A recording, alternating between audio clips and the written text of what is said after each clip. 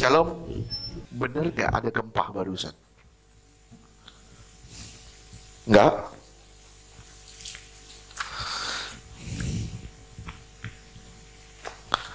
Bener nggak ada? Oke, nggak ada ya.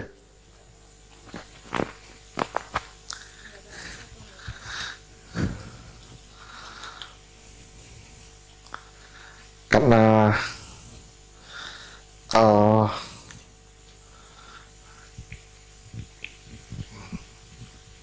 kayaknya tadi ada yang ngabarin saya ada gempa. Kagak ada ya? Bener loh, saya ngerasa ada yang ngabarin saya ada gempa.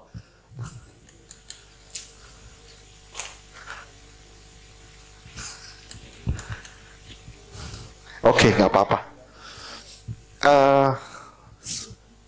Ini cuman ajakan aja, cuman sekedar ajakan. Kalau siapapun yang kuat, silakan melakukan. Ntar malam, mulai jam 9 kita puasa, sampai jam 12 siang. Besok, Minggu, kita lakukan lagi.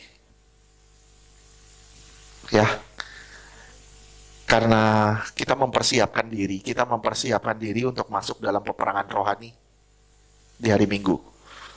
Ya, ada sesuatu yang Tuhan udah singkapin, tapi memang harus dibawa puasa dulu. Oke.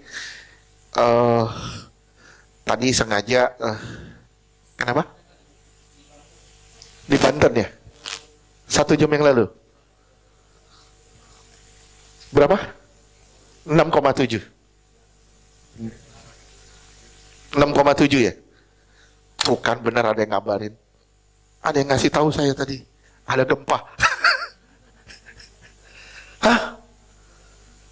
Tak tahu, tadi ada yang ngabarin saya ada gempa katanya. Makanya saya bilang, benar gak ada gempa? Karena tadi ada yang ngabarin saya ada gempa. Oh, gempa di Loteng. Puji Tuhan. Tapi ini gempa beneran. Tadi kayaknya ada yang ngabarin saya ada gempa gitu.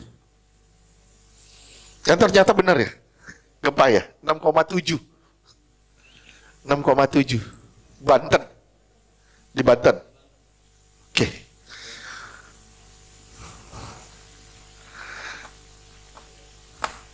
Kok bisa gitu ya?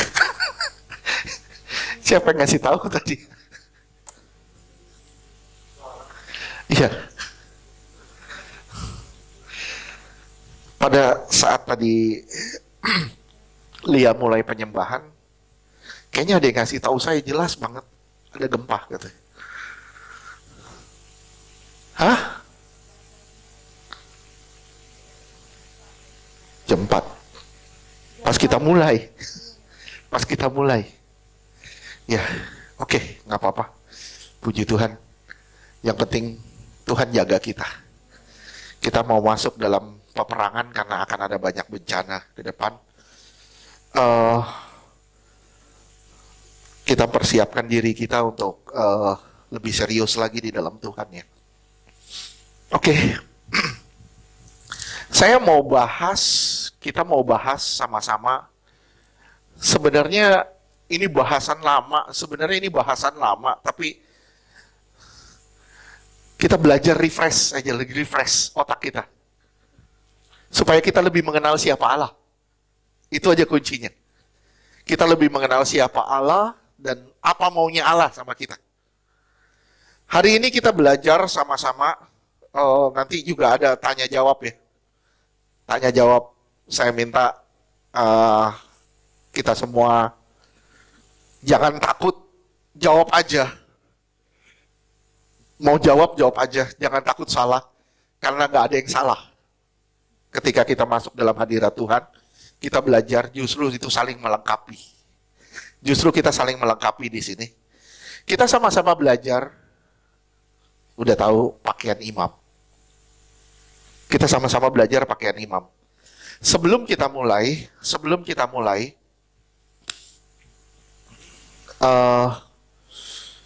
boleh lihat gambar dulu dah. Ya, oke. Pakaian imam itu 3 lapis. 3 lapis. Ini lapis pertama. Ini lapis kedua, warna biru. Ini lapis ketiga. Sekarang kita lihat kemah suci. Lihat kemah suci terdiri atas 3 bagian. Yang pertama halaman di sini. Sini di luar sini halaman. Yang kedua ruang maha suci di sini. Ruang maha suci. Yang ketiga ruang maha suci di sini, ruang suci di sini. Ini 3 bagian. Sebenarnya kalau saudara lihat dari pakaian imam yang tadi gambar tadi, 3 lapis. Lapis pertama, lapis kedua, lapis ketiga. Sebenarnya identik. Identik. Sekarang lihat ya. Saudara pakai baju ini, saudara bisa melayani di sini. Oke, sampai sini paham? Saudara pakai baju biru. Ini lapis kedua, lapis pertama, dilapis dengan lapis kedua, saudara melayani di sini.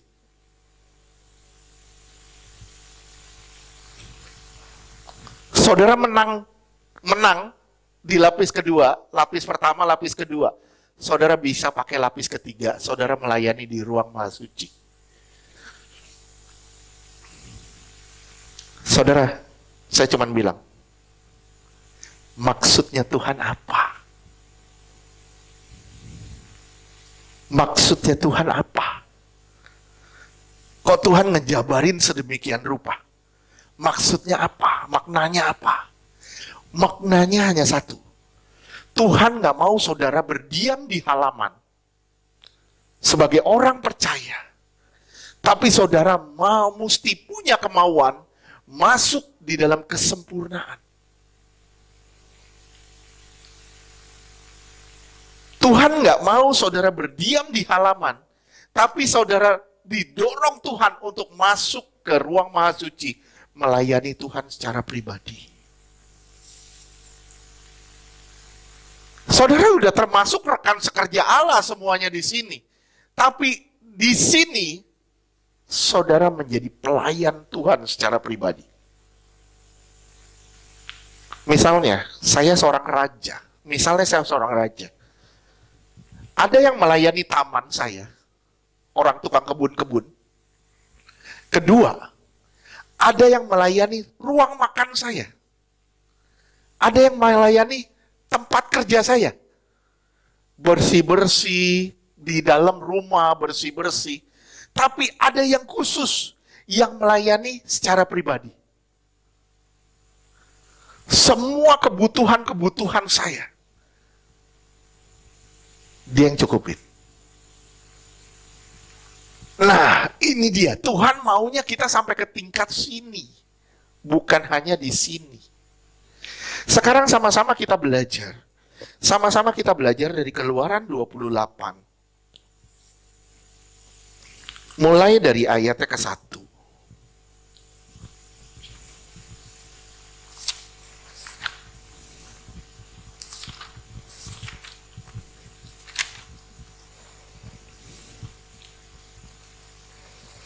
Sekali lagi ya.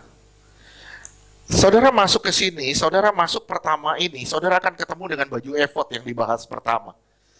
Ini dibahas pertama baju efod, kemudian sampai ke baju yang paling dalamnya.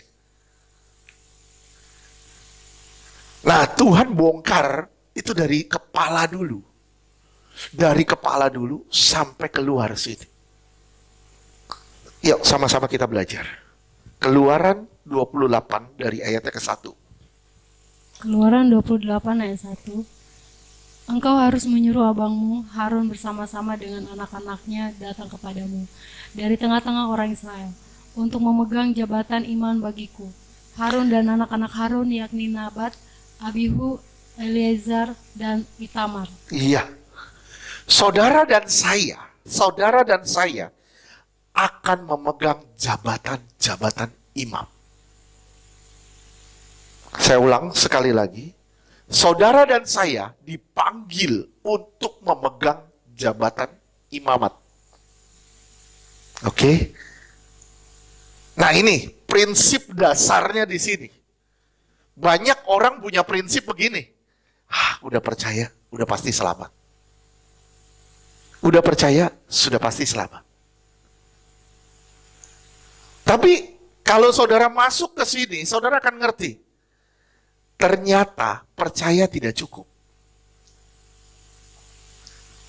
Tuhan punya maksud supaya saudara masuk lebih dalam lagi. Enggak cuma di luar, tapi di dalam. Menyatu sama dia. Mengenal isi hatinya dan kehendaknya.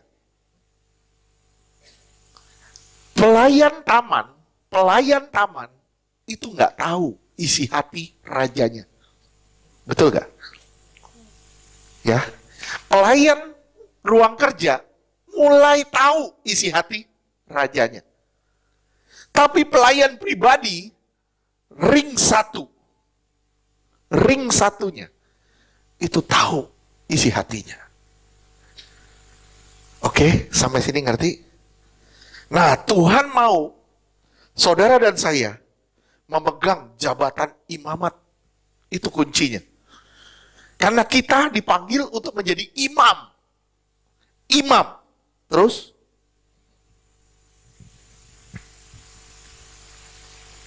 Ayat 2. Keluaran 28 ayat 2. Haruslah engkau membuat pakaian kudus bagi Harun, abangmu, sebagai perhiasan kemuliaan. Iya. Pakaian kudus bagi Harun, abangmu, sebagai perhiasan kemuliaan. Kita ulang ke gambar tadi. Ya, jubah pertama ini disebut dengan jubah kebenaran. Oke? Jubah kedua ini disebut dengan jubah kebangkitan. Jubah ketiga ini disebut dengan jubah kemuliaan. Jubah kemuliaan ini nggak semua orang bisa pakai. Di sini dibilang Harun yang bisa pakai. Nggak semua bisa pakai. Ada orang-orang yang dikhususkan untuk melayani Tuhan secara pribadi.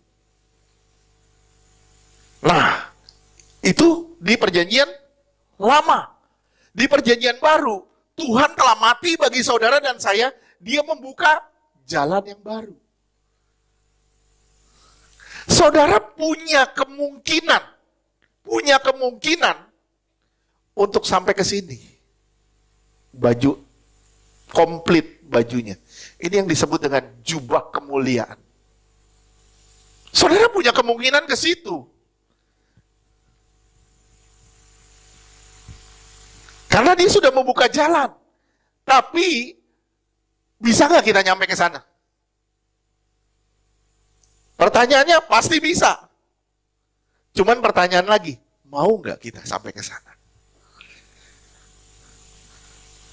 Oke, kalau saudara bisa nyampe ke sini, saudara harus ngelewatin proses yang sangat menyakitkan. Nggak gampang ngelewatin proses itu. Oke, terus lanjutkan ayat 3. Keluaran 28 ayat 3. Haruslah engkau mengatakan kepada semua orang yang ahli yang telah kupenuhi dengan roh keahlian, membuat pakaian Harun untuk mengkuduskan dia, supaya dipegangnya jabatan iman bagiku. Ya, ada yang bisa jawab gak? Ahli ini siapa? Joshua, ahlinya siapa? Haruslah engkau mengatakan kepada semua orang yang ahli, yang telah dipenuhi dengan roh keahlian, untuk membuat pakaian Harun dan menguduskan supaya dipegang jabatan imam bagiku. Ada yang ahli siapa? Tukang pakaian. Iya, tukang pakaian ahli ya. Ahli jahit, tukang jahit. Bella, yang ahli siapa Bel? Tukang pakaian. Yang disebut ahli di sini adalah saudara dan saya yang menguasai kebenaran. Saudara diperlengkapi dengan keahlian. Saya ulang, saudara akan diperlengkapi dengan keahlian-keahlian supaya saudara mendandani umat Tuhan dengan pakaian imam. Saya ulang sekali lagi, saudara akan diperlengkapi dengan keahlian. Roh akan mengajar saudara supaya saudara menjadi terang dan garam. Saudara diperlengkapi oleh Tuhan supaya saudara bisa mengajar orang, dan orang diperlengkapi dengan pakaian imam. Yang ahli, saudara mungkin bilang, ya itu hamba Tuhan. Semua saudara di sini adalah hamba Tuhan. Saya bilang sama saudara, saudara sedang diperlengkapi dengan firman Tuhan dan kebenaran. Supaya apa? Supaya saudara jadi seorang ahli.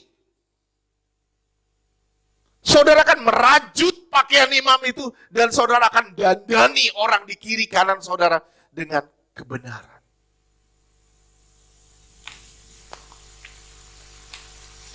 Saya ulang sekali lagi ya. Saya tanya nih sama saudara.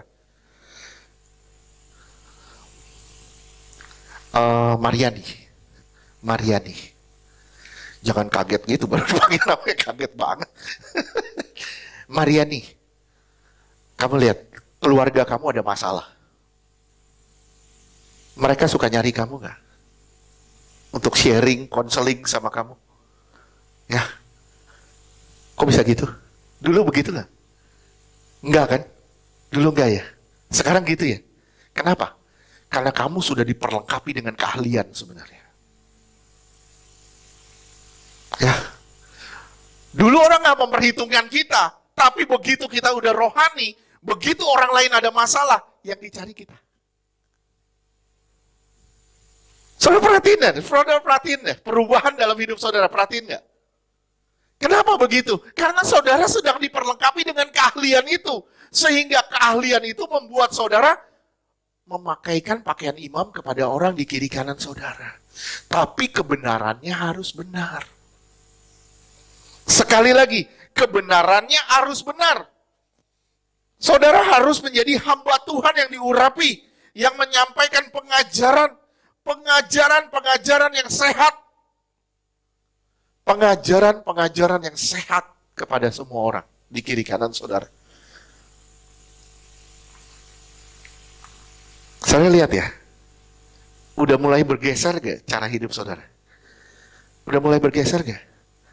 Joshua di tempat kerja, pernah nggak ada orang sharing sama kamu bisa nasehatin dia? Pernah ya? Ya, kamu lihat ya, mungkin kamu bilang, dulu nggak bisa begitu. Sekarang kita sudah bergeser ke sana. Kenapa? Karena ada keahlian di dalam saudara dan saya. Supaya kita bergeser menjadi seorang ahli, karena kita sudah pakai pakaian imam, kita pakaikan lagi, kita bikinin lagi pakaian imam buat orang-orang di kiri kanan kita. Disinilah Tuhan mau saudara dan saya menjadi berkat bagi orang lain. Oke, sampai sini bisa ngerti? Sekali lagi saya bilang, ahli ini adalah hamba Tuhan yang diurapi, yang menyampaikan pengajaran yang sehat. Saudara diurapi Tuhan dengan urapan. Saudara diurapi Tuhan dengan kebenaran. Supaya apa? Supaya saudara juga bikin pakaian imam itu untuk orang-orang di kiri kanan saudara. Paham dah? Ngerti ya bang? Ngerti ya? Niar pakai baju nih. Bajunya bagus loh Niar.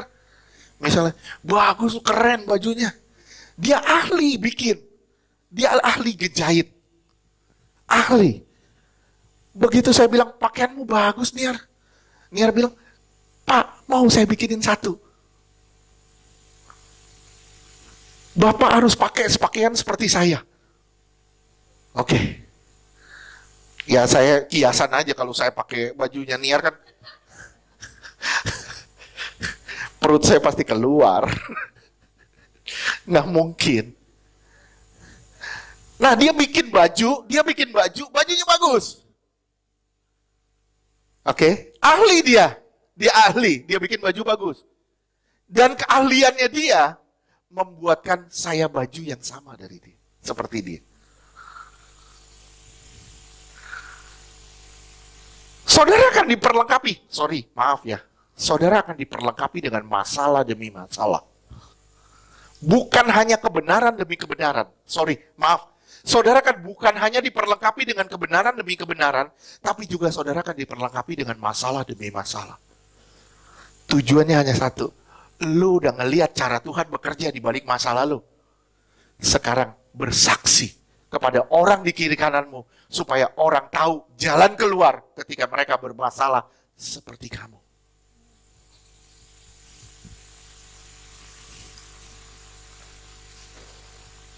Oke?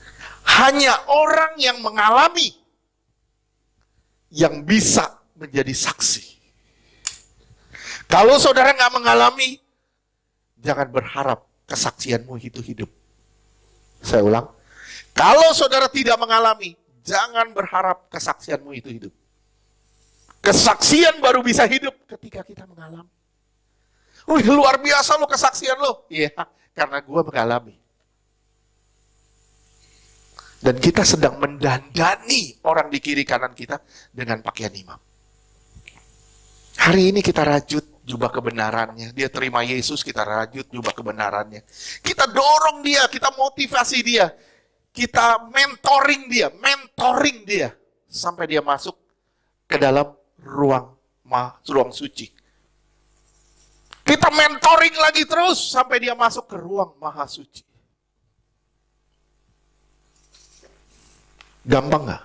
Enggak. Nanti kamu akan ketemu orang-orang ngeyel. Kenapa? Karena sebenarnya penginjilan, penginjilan itu peperangan rohani yang paling nyata. Penginjilan itu peperangan rohani yang paling nyata. Kenapa saya bilang gitu? Karena di balik penginjilan, kamu sedang berperang melawan ego manusia. Benar, ego manusia yang kamu perangi. Saya kasih tanda kutip ya. Maaf ya. Saya bilang gini, maaf. Saya nggak bilang di sini. Saya nggak bilang jemaat ini baik semua. Kita saudara semua di dalam Tuhan. Oke? Saya nggak ngerasain waktu mentoring orang di Iktus. Saya ngerasain itu sulitnya kayak apa. Saya masuk di dalam pertentangan demi pertentangan. Segala macam itu sulit. Maaf saya kasih tanda kutip ya. Kadangkala saya berpikir lebih mudah mengangon bebek daripada mengangon manusia.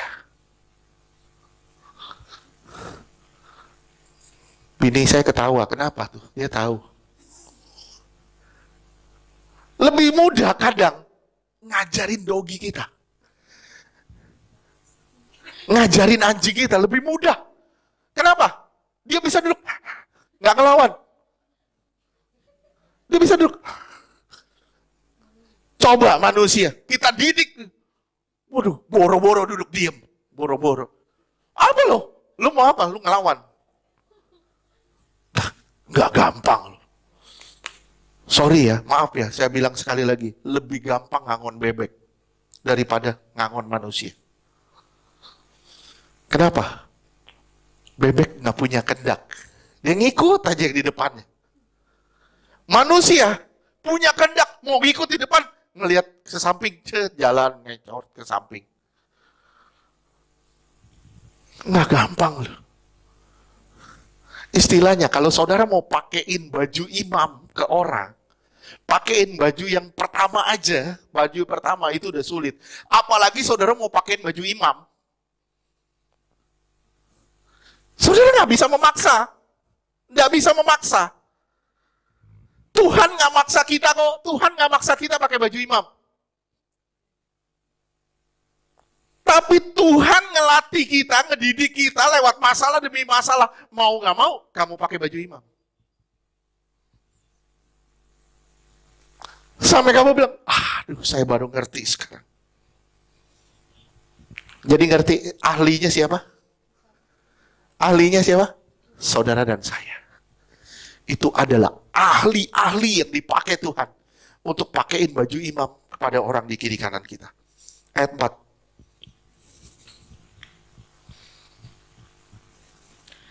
Keluaran 28 ayat 4. Inilah pakaian yang harus dibuat mereka. Tutup dada, baju efod, gamis, kemeja yang ada raginya, serban, dan ikat pinggang.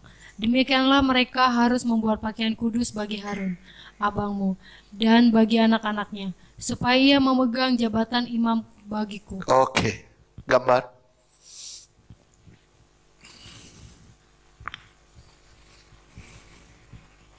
Iya, nih ya, tutup dada.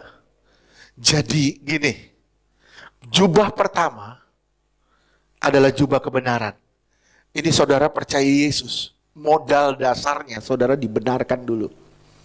Kalau tidak dibenarkan dulu, saudara nggak bakal bisa masuk sampai ke sini. Kenapa?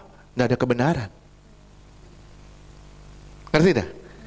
Nah, Pak, saya nggak mau pakai baju ini, Pak. Saya mau langsung pakai baju efod. Kalau pakai baju efod aja langsung, baju efod itu rompi. Bawahnya nggak pakai apa-apa dong. Nggak bisa. Pak, saya nggak mau pakai baju ini, Pak. Saya mau pakai baju gamis aja. Gamis yang ini. Gamis itu daster, seperti daster, warna biru. Itu baju gamis. Nggak bisa. Kenapa? Karena harus ada dasarnya kebenaran. Kalau nggak ada dasar kebenaran, nggak ada dasar kemuliaan. Oke. Demikian harus membuat pakaian kudus bagi Harun, abangmu, dan bagi anak-anaknya supaya ia memegang jabatan imam. Tutup dada, itu ini, baju efod. Baju efod itu kayak rompi. Baju efod itu rompi. Gamis itu pakaian kedua, lapis kedua. Oke. Ikat pinggang, ini. Udah tahu lah ya. Sorban, ini. Sorban tuh ini, sorban itu, ya. Sorban atau tutup kepala itu disebut destar atau kopiah. Ini kalau di kebenaran, saudara pakai destar atau kopiah. Tapi begitu saudara baju efod, saudara pakai ini. Diubah. Di sini ada unsur emas di kepalanya. Tulisannya apa? Kudus bagi Allah. Oke, nanti kita sama-sama belajarin. Udah mulai kebayang belum? Udah mulai kebayang ya? Saya yakin udah pernah dengar khotbah ini. Tapi biarin refreshing lagi, refresh lagi. Oke, kelima.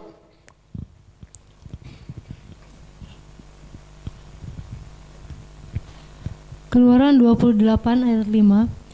Untuk itu haruslah mereka mengambil emas, kain ungu tua dan kain ungu muda, kain kirmizi dan lenan halus. Oke. Kirmizi. Nah, sekarang kita lihat dulu. Emas melambangkan apa? Emas melambangkan? Bukan kemuliaan. Emas melambangkan keilahian, kemurnian. Emas itu keilahian atau kemurnian. Oke. Kain ungu melambangkan apa?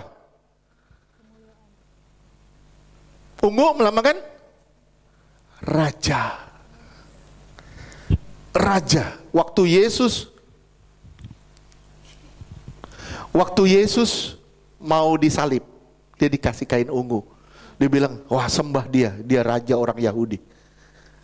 Itu kain raja. Ungu. Ya, kain ungu muda itu kain biru. Biru. Sebenarnya ini kain biru, bukan ungu muda. Biru. Biru melambangkan apa? Biru. Biru adalah lambang kesetiaan. Kesetiaan. Jadi kalau suami istri yang senang warna biru, itu suami istri yang setia. Cuman berhayal doang. Karena saya sama istri hari ini pakai baju biru. Oke? Sampai sini paham? Paham ya? Ya. Kain ungu muda, ini tanda kesetiaan. Kain kirmisi, lambang apa? Ada yang tahu? Sardi? Kirmisi. Apa sardi?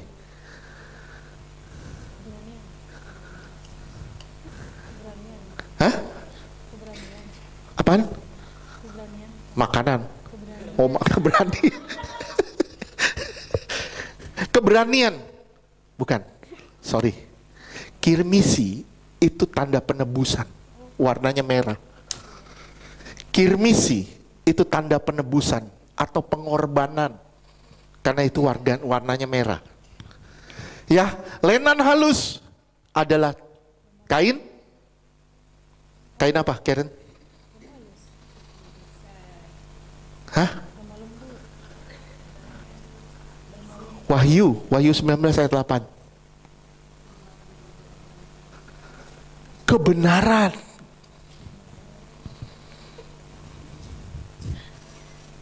Kenapa sih?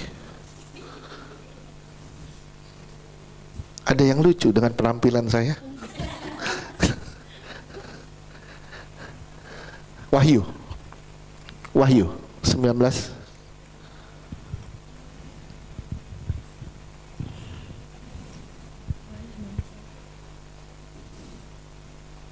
Wahyu. Nggak ada?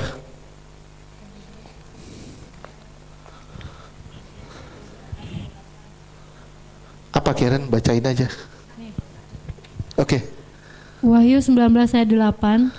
Dan kepadanya dikaruniakan supaya memakai kain lenan halus yang berkilau-kilau dan yang putih bersih. Lenan halus itu adalah perbuatan-perbuatan yang benar dari orang-orang kudus. Kain lenan halus adalah perbuatan yang benar dari orang-orang kudus. Oke. Kalau saudara berkata, saya orang percaya, saya pakai kain lenan halus, tapi perbuatan kita nggak benar, apakah kita bisa disebut seorang imam? Halo? Tidak. Apakah saudara bagian dari sorga? Sorry, maaf saya bilang, saya tidak mempersulit masuk sorga. Tapi saudara perhatiin baik-baik. Kalau saudara berkata, saya orang percaya dan saya orang benar, berarti saudara adalah orang yang sudah dibenarkan. Amin. Dan saudara adalah orang yang pakai baju lapis pertama. Kalau saudara adalah orang pakai baju lapis pertama, tapi perbuatanmu gak benar, saya bilang, engkau bukan orang sorgawi.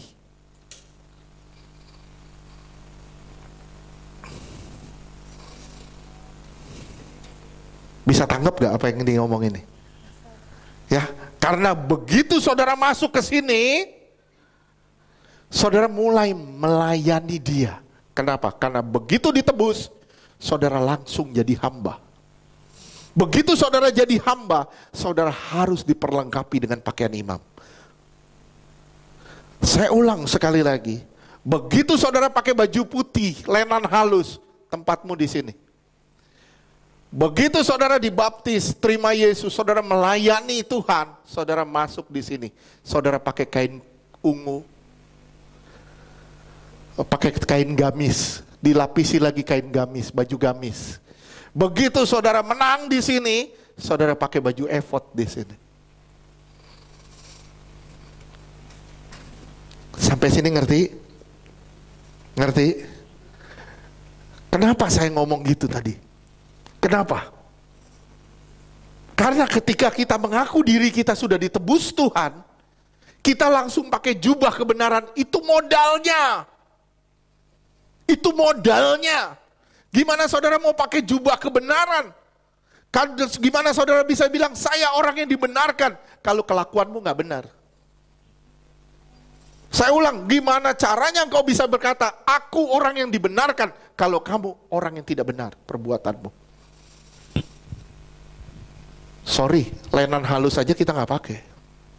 Bagaimana kita pakai kain gamis? Bagaimana kita bisa pakai kain gamis dan kain baju efod? Gimana caranya kamu jalan dalam trek Tuhan dan kamu hidup dalam kebenaran? Karena hanya kebenaran yang bisa menghantar kamu pada kemuliaan. Sekali lagi, hanya kebenaran yang bisa menghantar engkau pada kemuliaan. Sampai sini paham? Paham? Saya ulang sekali lagi, emas adalah keilahian atau kemurnian. Ungu adalah kerajaan atau imamat, rajani, kerajaan, kemuliaan. Kirmisi adalah tanda penebusan. Lenan halus adalah perbuatan yang benar. Biru adalah kesetiaan. Dan ini digabung semua jadi satu. Jadi satu karakter Yesus yang harus ada di dalam saudara. Apakah engkau manusia ilahi? Apakah engkau manusia ilahi? Tidak tahu. Apakah engkau setia sama Tuhan? Apakah engkau benar perbuatanmu? Apakah engkau orang yang rela berkorban? Penebusan, kirmisi. Masuk di dalam pengorbanan. Ngorbanin apa? Ngorbanin segala-galanya buat Tuhan. Percuma saudara jor-joran soal duit, kalau kau nggak mau nyerahin hidupmu. Hidup dulu yang diserahin, semuanya baru ngikut. Bukan duit dulu. Salah. Ya. Wah Pak, saya berubah Pak. Waduh, saya sekarang banyak nyumbang di pelayanan. Puji Tuhan. Tuhan nggak ngelihat berapa jumlah yang kamu sumbang di pelayanan. Tuhan lihat berapa kontribusimu terhadap kebenaran. Oke, ayat 6.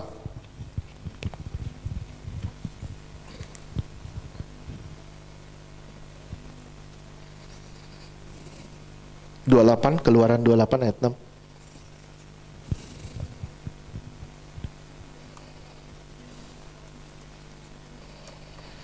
Keluaran 28 ayat 6. Baju efod itu harus dibuat mereka dari emas, kain ungu tua dan kain ungu muda, kain kirmizi dan lenan halus yang dipintal benangnya, buatan seorang ahli. Jubah kemuliaan. Kemuliaan adalah gabungan dari keilahian, kesetiaan, pengorbanan, kerajani, dan perbuatan yang benar. Saya ulang sekali lagi. Kemuliaan adalah gabungan dari keilahian, kesetiaan, perbuatan yang benar, pengorbanan, dan juga rajani. Sifat-sifat rajani, makhluk sorgawi. Oke, bisa tangkap sampai sini? Semuanya digabung jadi satu. Itu yang disebut dengan kemuliaan. Ada nggak sifat ilahi di kita? Karakter ilahi di kita. Kenapa? Karena kita sudah meresap kebenarannya. Perbuatan kita diubah jadi perbuatan ilahi. Setelah kita diubah, otomatis kita rela berkorban bagi kiri kanan kita. Bagi siapapun di sekitar kita. Setelah kita rela berkorban, Kita punya karakter surgawi, karakter rajani. Bukan mental gembel. Maaf ya, mental gembel apa? Sorry, maaf, kerjaannya minta terus. Itu mental gembel. Minta terus. Sama Tuhan, datang ke Tuhan. Tuhan tolong aku, Tuhan tolong aku. Begitu ditolong, Tuhan aku lupakan kau dulu. Itu mental gembel. Kerjaannya datang ke Tuhan ketika butuh. Saya ulang, maaf ya. Mental gembel adalah datang ke Tuhan hanya ketika dia butuh. Ketika Tuhan butuh, dia nggak cari Tuhan. Tapi mental raja adalah datang ke Tuhan karena kita butuh. Bukan karena kebutuhan kita. Karena Tuhan itulah hidup kita. Karena Tuhan itulah nafas kita. Itu mental raja. Ayo, saya tanya sama saudara. Saudara berdoa. Tiap hari berdoa. Apa yang kamu doain? Banyakan mintanya? Atau mulai beralih kebanyakan nyembahnya sekarang? Kadang nggak saudara, maaf ya. Kadang saudara nggak perlu minta, Tuhan sudah sediakan. Bahkan Tuhan tahu apa yang saudara butuhkan. Ya. Bahkan Tuhan tahu apa yang saudara butuhkan. Tapi Tuhan mau kadang saudara ngungkapin. Kenapa? Karena dia Bapa. Ya. Misalnya saya punya anak. Saya tahu nih, anak saya butuh sepatu. Tapi saya senang kalau anak saya bilang, "Pak, sepatu saya udah rusak. Papa tahu, beli yuk." Saya senang kalau anak saya ngomong. Tapi kalau dia nggak ngomong pun, saya bisa sediain. Saya sudah siapin. Ya, itu Bapak kita. Itu Bapak kita. Nah sekarang, berapa banyak waktu yang kita buang hanya untuk pergumulan kita? Dan berapa banyak waktu yang kita pakai untuk melayani Tuhan? Banyak gak waktu yang saudara pakai untuk melayani Tuhan? Melayani Tuhan seperti apa, Pak? Di gereja? Enggak. Melayani Tuhan person to person. Satu lawan satu. Berapa banyak yang saudara pakai? Berapa banyak waktu yang saudara pakai untuk mengucapkan kata-kata indah tentang Tuhan?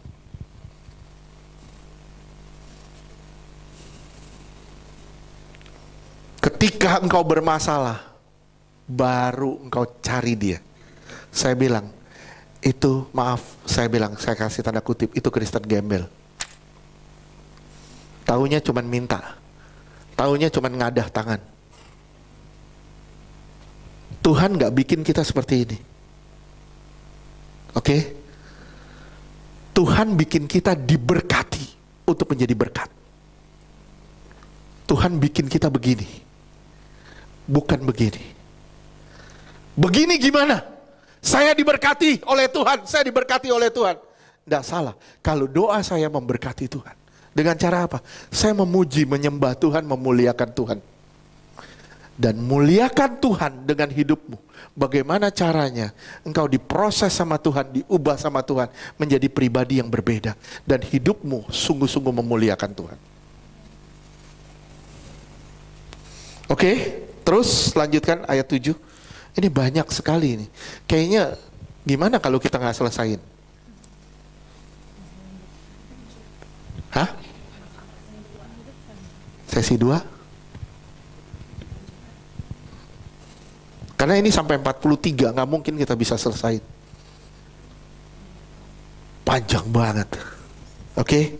Terus ayat 7. Keluaran 28 ayat 7.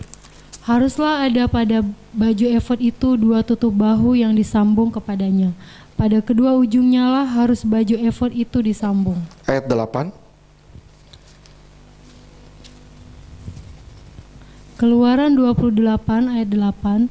Sabuk pengikat yang ada pada baju efod itu haruslah sama buatannya dan seiras dengan baju efod itu, yakni dari emas, kain ungu tua, kain ungu muda, kain kirmizi dan lenan halus yang dipintal benangnya. Iya. Coba saudara lihat baju efod. Ini kita ngomong baju efod dulu, baju kemuliaan. Nih, ini baju efod, ini rompi. Bentuknya seperti rompi.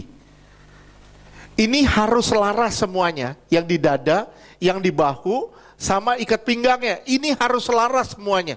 Warnanya satu. Dari kain ungu, kain emas, ungu, kirmisi, lenan halus, dan biru. Dipintal jadi satu. Jadi satu bahan pakaian. Dan ini harus selaras. Nggak bisa nggak selaras. Oke? Nggak bisa warnanya berbeda-beda. Ini dipintalnya sedemikian rupa oleh seorang ahli. Benar-benar nanti pakaian ini adalah pakaian kemuliaan untuk menghadap siapa? Menghadap raja di atas segala raja. Hanya dengan berpakaian ini, saudara bisa ketemu di sini. Kalau saudara cuma pakai baju ini, saya bilang, kalau saudara cuma pakai baju ini, saudara tidak akan ketemu Tuhan di sini. Tidak akan. Jubah kebenaran itu modal dasarnya. Itu hanya modal dasar, jubah kebenaran. Percaya, saudara dibenarkan, itu modal dasarnya. Tapi Tuhan merancang saudara dipermuliakan.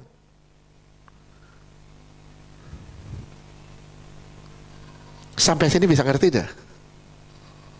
Bisa ngerti ya? Bisa paham ya? Ini harus selaras nih, diikatnya semua selaras. Diikat selaras. Terus ayat 9. Ayat 9 dan 10. Keluaran 28 ayat 9. Haruslah kau ambil 2 permata krisopras dan mengukirnya nama para anak Israel pada permata itu. Iya, terus? Keluaran 28 ayat 10. 6 dari nama mereka itu pada permata yang pertama dan ke-6 nama lagi pada permata yang kedua menurut urutan kelahirannya. Terus? Ayat 11. Keluaran 28 ayat 11. Seperti buatan seorang pengasah permata diukirkan seperti materai. Demikianlah harus kau ukirkan pada kedua permata itu nama para anak Israel. Dililit dengan kain ikat emas. Harus kau buat permata itu. Terus ayat 12. Keluaran 28 ayat 12.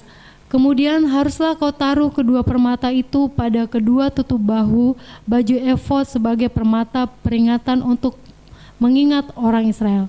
Maka kehadapan Tuhan haruslah Harun membawa nama mereka di atas kedua tutup bahunya menjadi tanda peringatan. Oke. Ada yang bisa bahas? Ada yang bisa bantu saya nggak? Maknanya apa? Jadi gini, saya punya permata nih, saya punya batu permata. Saya punya batu. Ini diasah oleh seorang ahli. Oke? Sampai dia jadi batu permata yang indah. Begitu batu jadi batu permata, dia diukir nama gambar.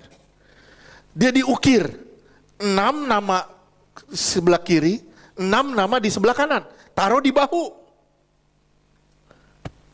Gambar.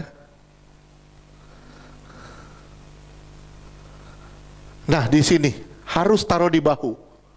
Dan imam harus membawa itu ke hadapan Tuhan semesta alam. Ada yang bisa tahu maknanya apa?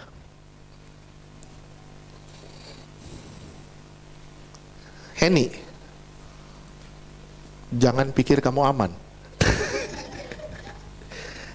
Tahu nggak maknanya apa? Ayo dong, berbagi dong. Hah? Iya, terus?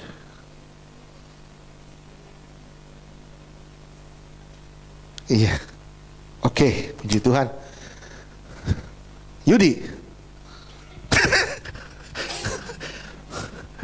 Yudi lagi senyum-senyum. Saya panggil Yudi langsung. Yudi, bisa bantu itu Yud. Kita sharing aja Yud, bagi-bagi. Tahu nggak? Oke, nggak tahu? Nggak tahu. Rizka, nggak tahu, apalagi dia baru masuk dari toilet. Nggak tahu. Rita, yang ulang tahun.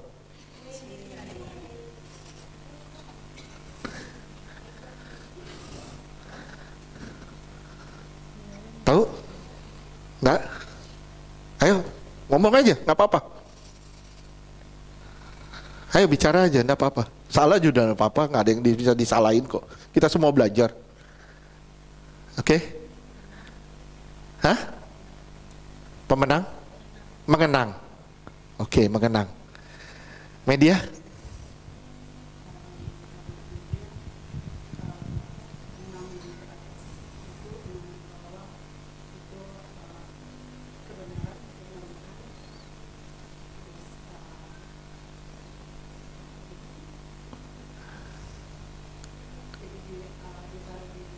Di bahu dulu.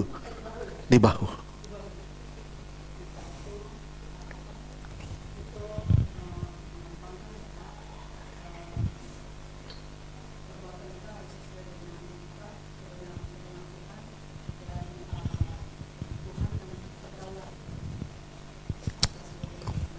Oke, puji Tuhan. Sekali lagi saya bilang kita sama-sama lagi belajar. Ya, nggak ada yang salah. Mengenang, oke, media jawab demikian, si ini juga, Henny juga jawab, nggak ada yang salah. Jadi saya cuman refresh sedikit ya, refresh. Saudara pernah ingat gak saya bilang apa? Saya punya batu, saya ngeliat batu nih. Batu ini sebenarnya berharga. Karena saya nggak tahu batu itu berharga, saya tendang. Padahal dia berlian. Kalau saya asah, jadi berlian. Kalau saya nggak asah, dia jadi batu biasa.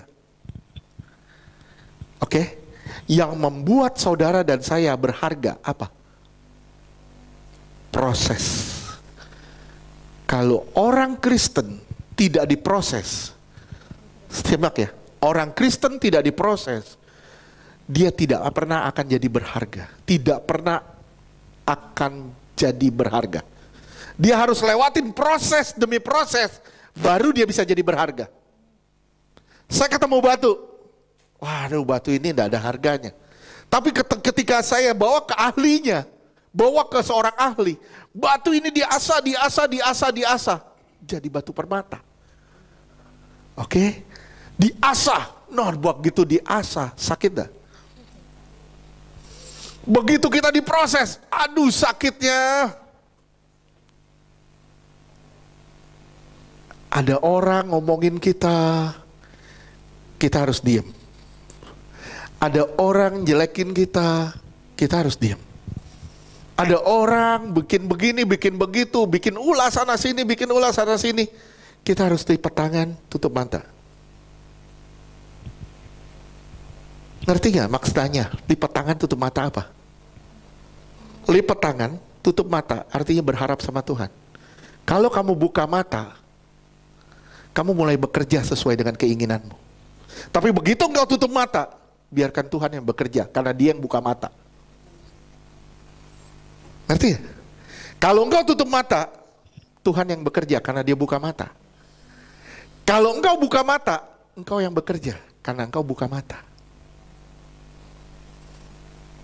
Kita diproses ngelewatin badai demi badai, kita dihantam, jegar sama masalah.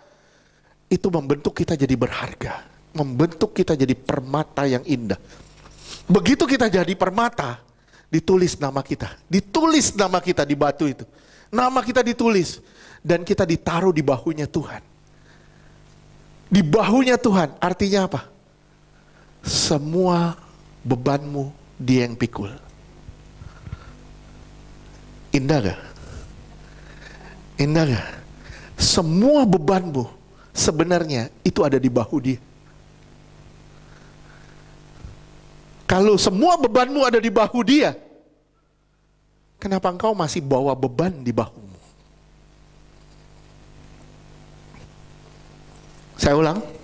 Kalau semua bebanmu sebenarnya ada di bahu dia, kenapa engkau masih bawa beban di bahumu? Kenapa? Simple. Karena kita belum sepenuhnya percaya kepada Tuhan. Kita masih buka mata. Begitu kita buka mata, kita bekerja sesuai dengan apa yang kita bisa. Akhirnya kita ngandalin kekuatan kita, ngandalin pikiran kita, ngandalin apa yang kita punya, kita bisa. Dan itu membuat kita capek lelahnya minta ampun. Tapi begitu kita tutup mata, biarkan Tuhan yang buka mata bekerja buat kita. Amin. Amin. Ingat gak kesaksian mimpi saya? Ingat? Udah dengar belum? Udah kan? Udah ya? Itu sopirnya lagi nyupir begini. Saya nggak bisa ngelihat mukanya karena itu terang benderang. Terang benderang banget. Dia pakai baju putih. Dia cuma bilang gini, tutup mata semua. Saya bilang, semua tutup mata. Saya lihat di belakang, itu semua jemaat Susan. Di luar yang kecil-kecil nggak ada. Semua yang gede. Semua tutup mata. Kenapa? Karena begitu kita tutup mata, Tuhan yang bekerja lagi buka mata, dia bawa kita ke jalan yang benar. Dia bawa kita ke padang rumput yang hijau, ke mata air yang tenang.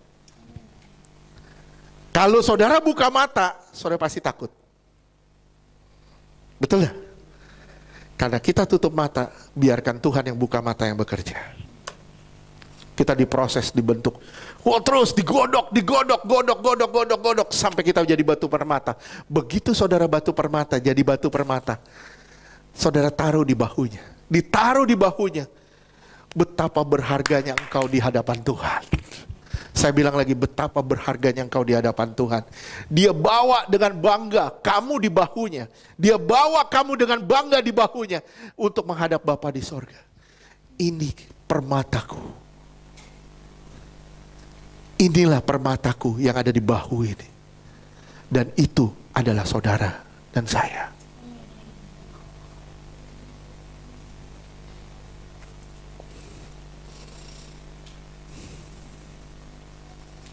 Sekarang saudara ngelihat,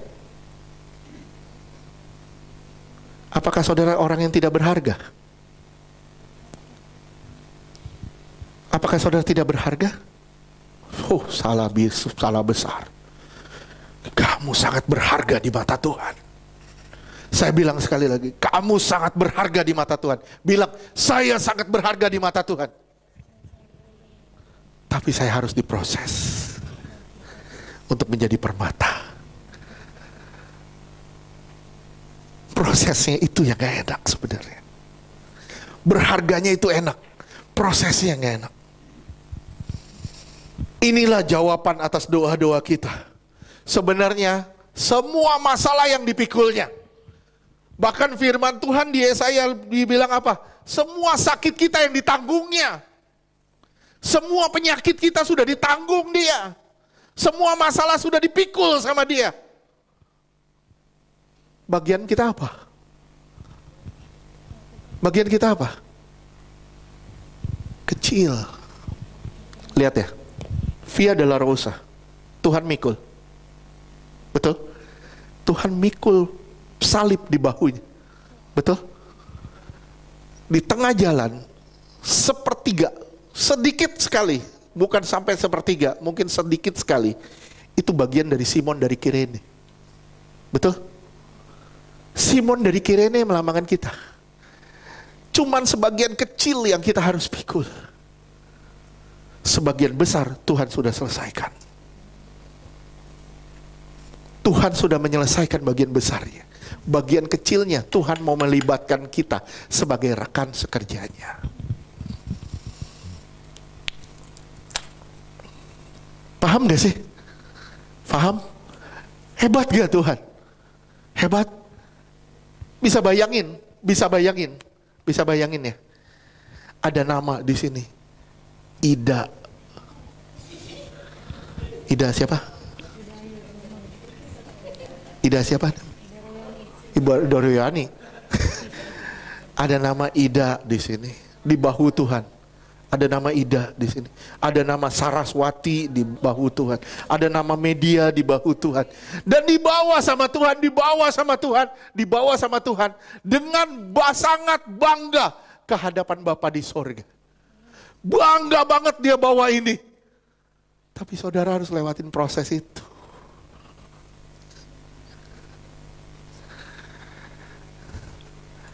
Saya bilang ya, kekristenan tanpa proses itu kekristenan abal-abal. Kristen sejati harus diasah, harus dibentuk, harus diproses. Oleh sebab itu gak salah dong kalau Tuhan bilang, pikulah kuk yang kupasang. Artinya apa? Supaya Tuhan bisa kendaliin kita. Oke? Tuhan bilang apa? Sangkal diri, pikul salib, ikut aku. Itu proses sebenarnya, itu proses sebenarnya.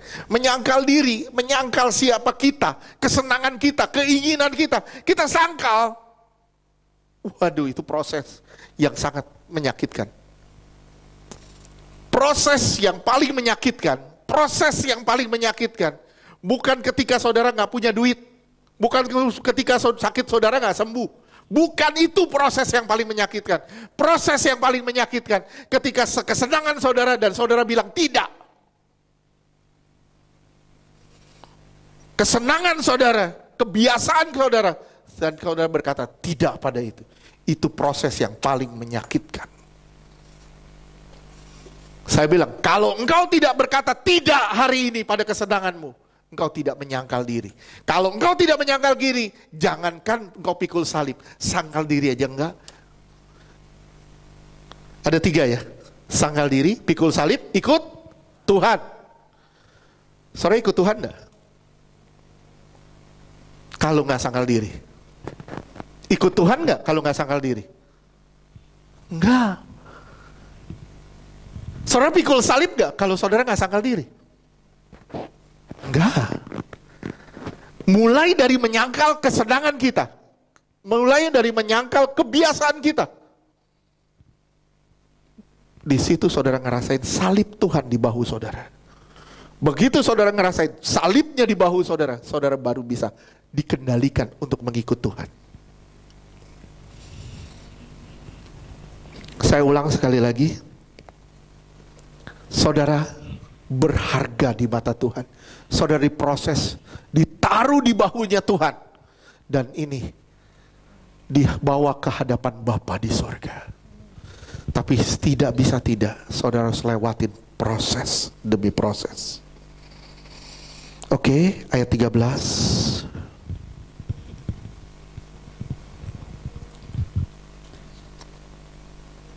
Keluaran 28 ayat 13.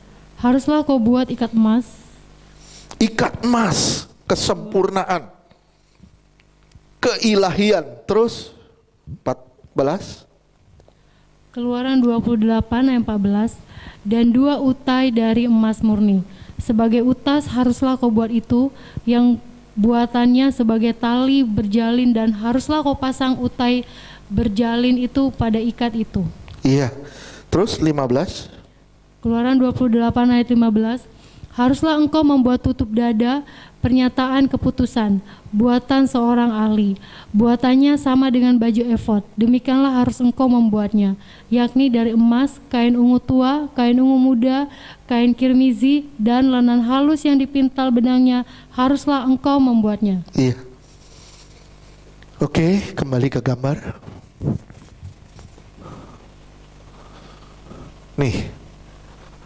Nih, tali berjalin supaya diikat di baju efodnya. Oke.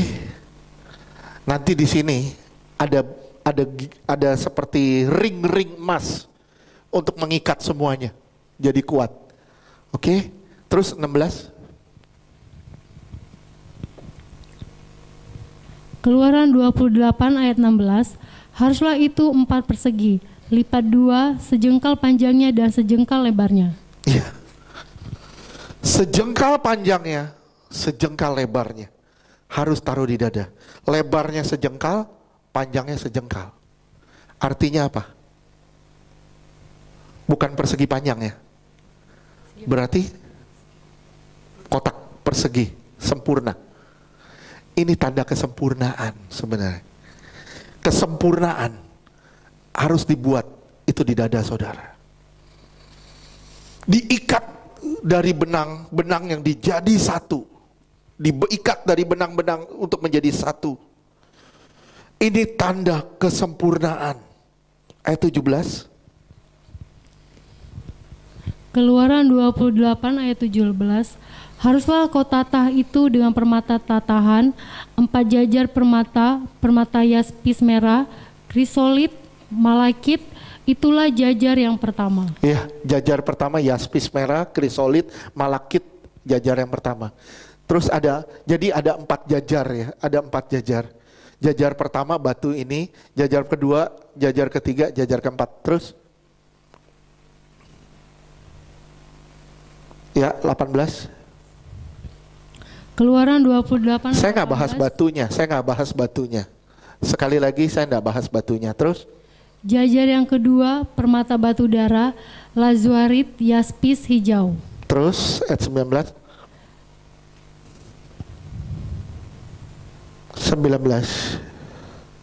Ya. Keluaran 28 ayat 19, jajar yang ketiga permata ambar, akik, kecubung. Ini sebenarnya bahasa-bahasanya aneh. Sebenarnya ini bukan batu-batu itu sebenarnya, karena mungkin penerjemah bingung bahasanya apa ini, batu-batu apa. Akhirnya sebut batu akik, kecubung, ambar. Terus ayat 20. Keluaran 28 ayat 20, jajar yang keempat permata pirus, krisopras, dan nefrit dengan berikatan emas. Demikianlah permata-permata itu di dalam tatahannya. 21.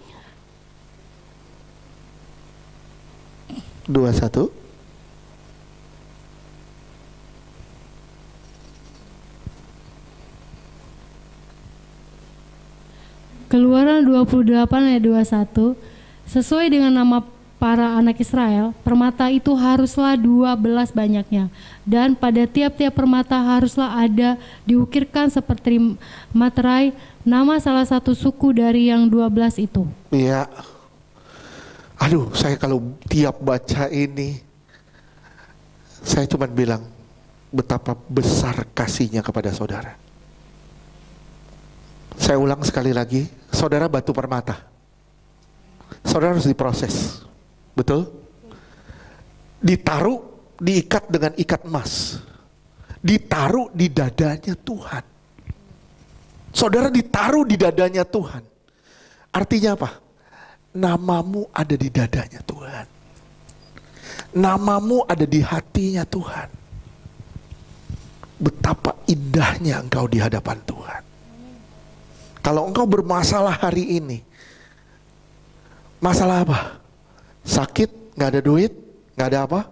Bilang, saya tetap berharga di mata Tuhan. Saya tetap berharga di mata Tuhan. Saudara gak usah pusing dengan apa yang saudara belum bisa selesaikan hari ini. Belum bisa selesai. Masalah-masalah yang belum selesai hari ini. Gak usah pusing. Selama engkau berharga, Tuhanlah pembelamu. Memastikan dirimu ada di dadanya Tuhan, karena engkau telah melewati proses demi proses untuk dibawa ke hadapan Bapa, dan engkau sangat indah di mata Dia, sampai Tuhan mau bawa saudara ke hadapan Bapa dan Tuhan taruh di dadanya. Itu satu perkara yang luar biasa.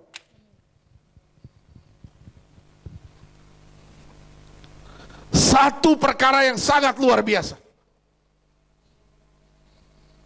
Bisa bayangin kalau saya pakai rompi di dada saya. Saya pakai rompi di dada saya ada permata-permata. Ada nama Karen, ada nama Rizka, ada nama Media, ada nama Rita, ada nama Santi, ada nama, semua nama-nama jemaat ada di sini. Kenapa? Karena saya bangga sama saudara. Karena saya bangga sama saudara. Bisa bayangin kalau namamu ada di dadanya Tuhan. Kenapa? Karena Tuhan bangga sama kamu.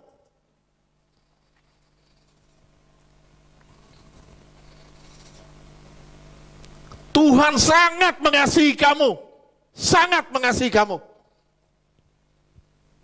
Tapi Pak, mana buktinya kasih Tuhan? Kalau masalah saya belum beres. Masalah belum beres. Itu bukan berarti Tuhan tidak mengasihi kamu. Justru Tuhan sangat mengasihi kamu. Kamu dibentuk sama Tuhan untuk jadi permata-permatanya. Supaya bisa ditaruh di dadanya. Dan supaya bisa dibawa ke hadapan Bapa di sorga.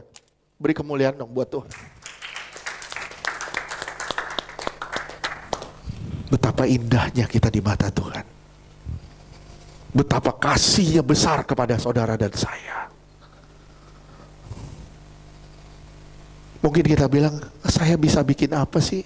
Saya bisa bikin apa? Saya tidak bisa bikin apa-apa. Saya tidak ada kontribusinya dibuat Tuhan. Saya bilang,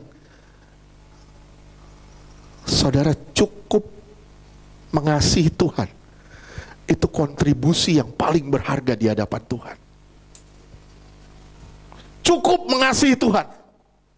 Itu kontribusi yang paling berharga di hadapan Tuhan. Kalau you tidak mengasihi Tuhan,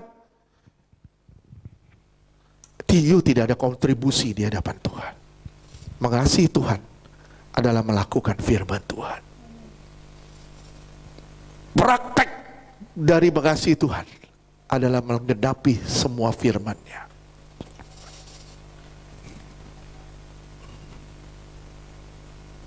Bisa nggak sampai ke tahap ini? Susah loh. Sulit. Terus ayat 22. Keluaran 28 ayat 22. Juga haruslah kau buat untuk tutup dada itu untai berpilin, yang buatannya sebagai tali seperti berjalan. dikepang. Tali ini, benang-benang ini dikepang jadi satu kesatuan. Untai berpilin. Buatannya seperti tali berjalin, kepang. Terus dari emas murni. Dari emas murni. Terus 23. Keluaran 28 ayat 23. Juga haruslah kau buat untuk tutup dada itu 2 gelang emas, dan kedua gelang itu harus kau pasang pada kedua ujung tutup dada. Ya, gelang emas itu tanda Roh Kudus sebagai pengikat yang memberi kekuatan. Pengikat yang memberi saudara kekuatan.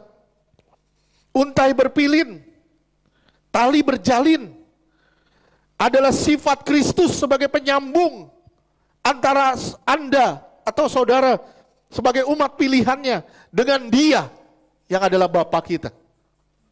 Untai berpilin adalah sifat Kristus sebagai penyambung, tali-tali yang akan menyambungkan antara saudara dengan Bapa di surga. Itu sifat Kristus. Sorry, saya bilang ya. Kalau sifat Kristus membawa persatuan, kalau sifat kita masih suka bawa perpecahan, apakah kita serupa dengan Dia? Halo?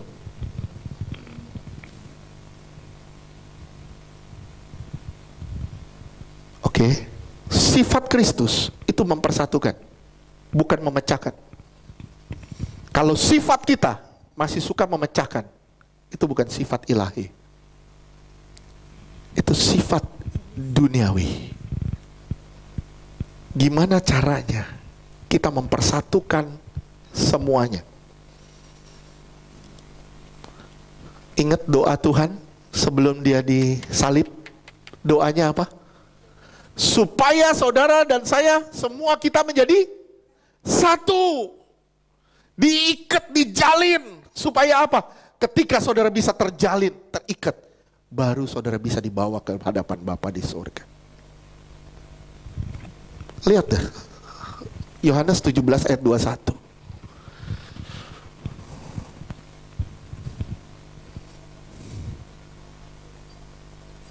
Yohanes 17 ayat 21, supaya mereka semua menjadi satu, sama seperti Engkau, ya Bapa, di dalam aku dan aku di dalam Engkau, agar mereka juga di dalam kita, supaya di dunia percaya bahwa Engkaulah yang telah mengutus aku.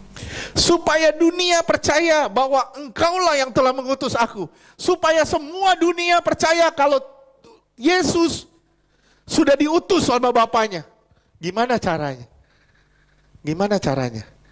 Saudara harus menyatu dengan Allah. Kalau saudara gak menyatu dengan Allah, saudara pasti bawa perpecahan. Bisa ngerti gak? Bilang, stop memecah belah. Bawa persatuan. Itu kehendak Allah. Ya, stop berpecah belah. Gimana caranya? Kita mengusahakan supaya kita menjadi satu. Itu kuncinya. Kalau kita masih suka bawa perpecahan, kita belum di dalam Tuhan, dan Tuhan belum di dalam kita. Sampai sini bisa ngerti? Bisa ngerti? Bisa. Ini ada baju, ada tutup dada di sini. Ada 12 batu di sini. Ada nama-nama nih di batu ini. Ada namanya Esther Latri. Ada namanya Ucok Sardi. Ada namanya Filida Suhadi. Ada namanya Yudi Iskariot.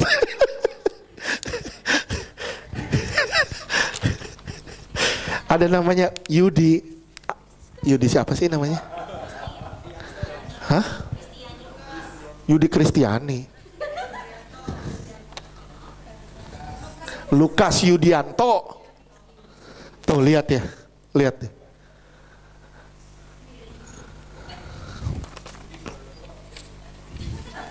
Nggak apa-apa Yud, dibilang gitu. Nggak apa-apa, kalau udah tua begitu, yang penting lu hadap Bapak di surga kok. Oke? Siap Yud? Siap Yud?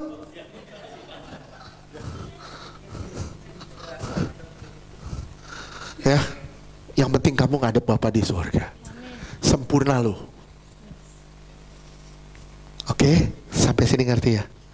Terus, nih, batu ini ada nama-nama. Ayat 28-29. Sekarang lihat. Ini menurut saya ini satu hal yang paling indah. Selain kita namanya ditaruh di bahu. Selain kita ditaruh di bahu, semua beban kita dipikulnya. Semua sakit kita ditanggungnya. Semua masalah kita ada di bahunya. Dan betapa berharganya kita. Kita dipikul di atas bahunya.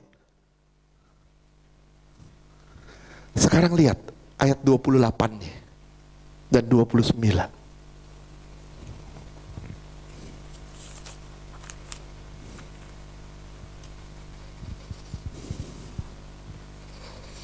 Keluaran 28.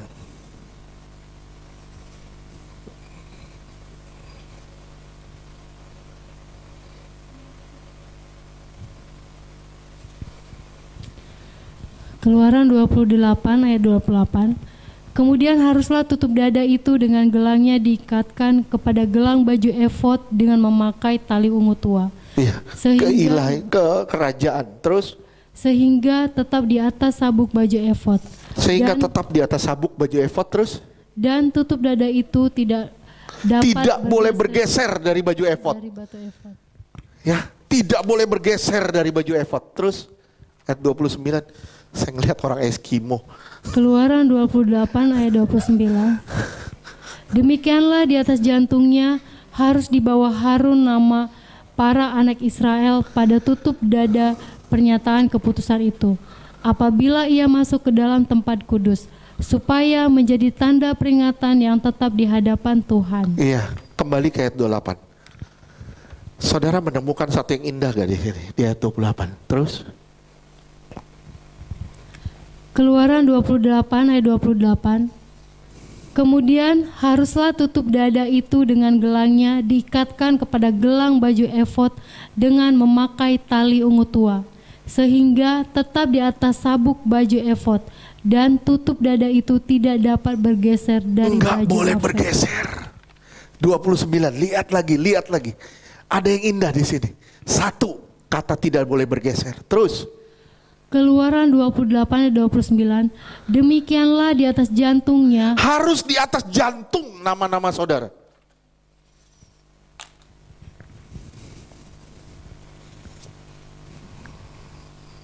Sekarang saya tanya, indah gak? Namamu ada di hatinya Tuhan. Namamu ada di jantungnya Tuhan. Dan Tuhan bilang apa? Diikat ya, jangan sampai bergeser. Nggak boleh bergeser dari jantungku. Diikat ini. Kenapa? Karena engkau indah di mata dia. Karena engkau sangat berharga di mata dia. Nggak boleh bergeser dari hatinya. Ditaruh di dadanya. Dan ini nggak boleh bergeser sama sekali. Diikat kuat-kuat. Supaya tetap di jantungnya Tuhan. Saudara akan bisa dengar detak jantungnya. Saudara bisa dengar keinginannya, isi hatinya. Saudara harus lewatin proses demi proses itu. Supaya saudara bisa dengar keinginannya, isi hatinya.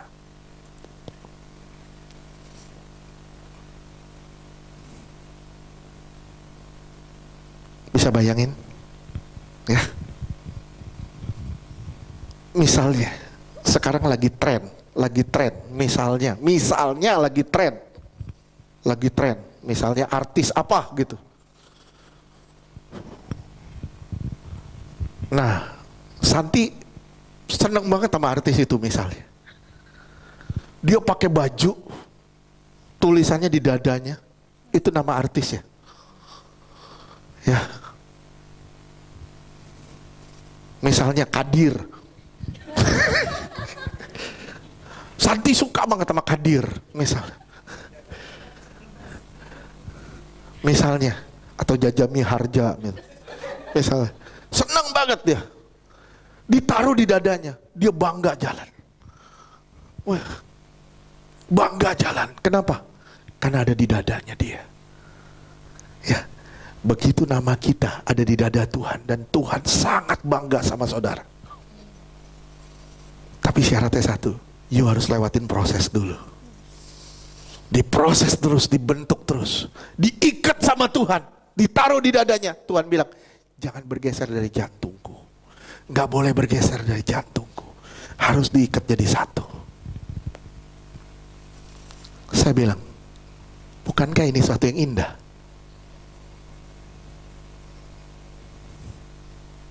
Bilang, betapa berharganya saya di mata Tuhan. Betapa indahnya saya di mata Tuhan.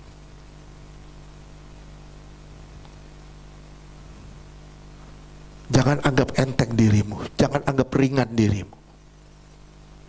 Kalau saudara bilang, saya tidak berharga, you tidak berharga ditebus sama darahnya. Apa yang membuat kita jadi tidak berharga? Dosa. Apa yang membuat kita berharga? Darah. Yang membuat kita tidak berharga karena kita diam dalam kubangan. Kita diam dalam kubangan, kita jadi tidak berharga. Permata ditaruh di kubangan, permata nggak ada artinya. Dia pikir batu biasa. Tapi kalau permata diambil, dibersihin, ditaruh di dada Tuhan, dia jadi berharga. Saya cuma bilang sama saudara, dengar. Jangan letakin dirimu di tempat yang salah.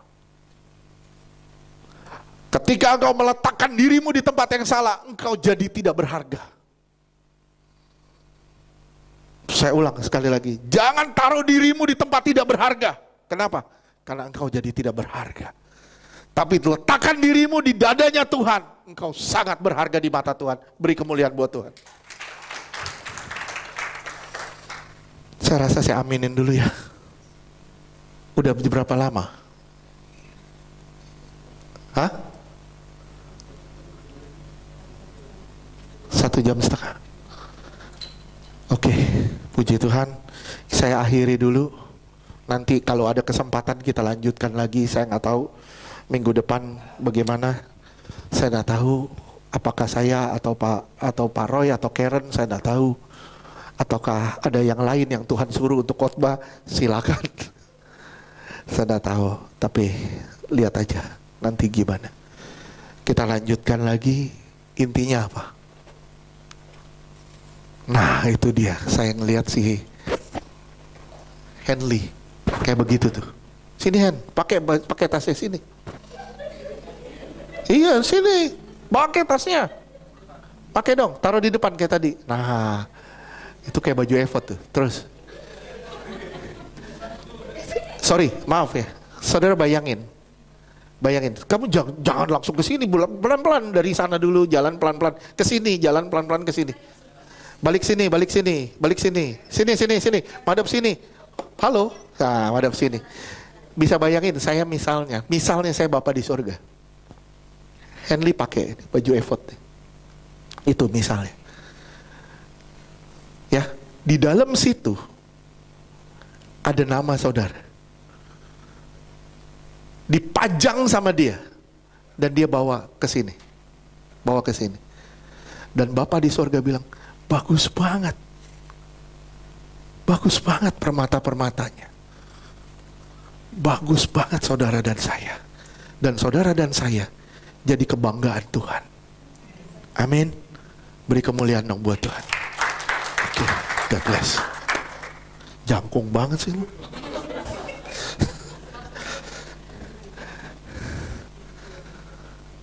Saya berharap saudara menghargai hidup saudara. Abis dengar ini, saya berharap saudara menghargai hidupmu. Saya berharap ada sesuatu yang saudara bisa petik hari ini. Jangan menempatkan dirimu di tempat yang salah, engkau jadi tidak berharga. Kenapa? Karena Tuhan menebusmu dengan darahnya yang sangat mahal. Engkau jadi begitu berharga. Keputusanmu yang salah, itu yang membuat engkau jadi tidak berharga. Tapi pada dasarnya, engkau tetap berharga di mata Tuhan. Tuhan mau membawa engkau ke hadapan Bapa.